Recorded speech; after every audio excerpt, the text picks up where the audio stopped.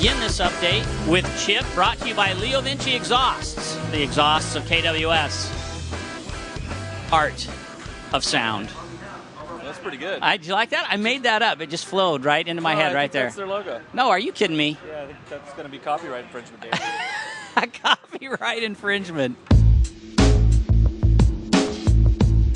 You're working with a replacement rider for the injured Ben Thompson. Yes, sir. Sure am. Ben fell down at Fontana and hurt his hand. Broke his two middle metal carpal right here. And they put 2 plates and 14 screws in it to hold it all together. 8 screws in one and 6 in another. So he is recovering, and we're hopeful he's going to be back at Miller, his plan. And in the meantime, we got my friend Lee Acree to come over here and fly all the way out to California and ride our little motorcycle around and having fun, you know. Lee's a longtime friend of the team, friend of the shop, longtime friend of mine.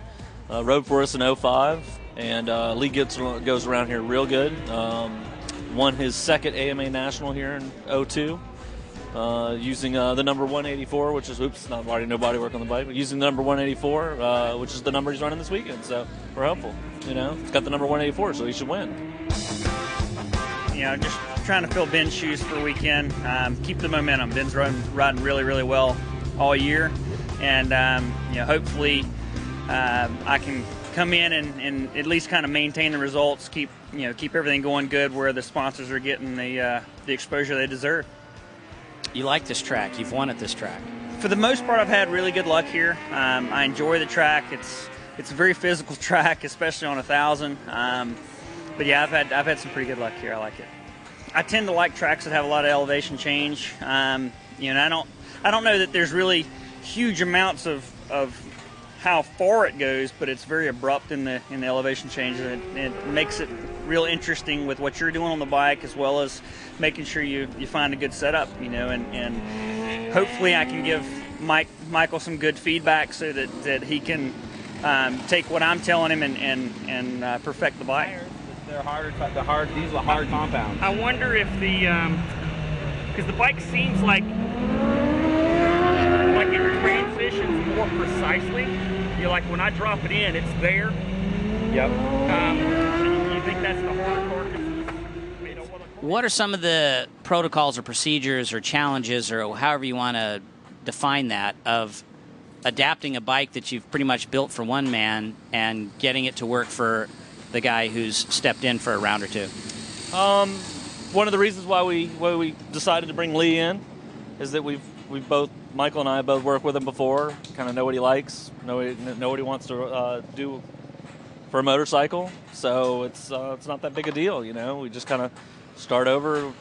Hey, you know, where we were kind of in 06. Know the direction he likes to kind of go, and just work at it just like any other great racetrack. I have something I can try. A lot of it's really how the rider likes the bike. If you look at all the other fast guys out there, you watch the bikes go by down on pit lane, and we can pick out some of them. We understand, like we know their riding styles. Ben, for instance, is a really hard charging, hard on the brakes guy going in the corners. So some of it has to do with spring, how much spring we have on the bike. He likes a lot of spring, but not a lot of free sag. So it sits in the stroke everywhere, but it's always there because you have a heavy spring keeping it there. Whereas Lee is like the complete opposite. He likes really soft springs, and he's a 250 guy. So he goes in there and he scrubs off a bunch of speed, but really slow, carries a ton of corner speed. So it's two very different setups. But with working with Lee a bit this weekend, we look at it, and I think if you were able to actually see where the chassis was with the rider on it and measure that, the chassis is almost in the same spot. It's how you get there based on sag and spring rates and all the stuff, and how they like it to move underneath them. That's where it's different. But it's just it's a balancing act.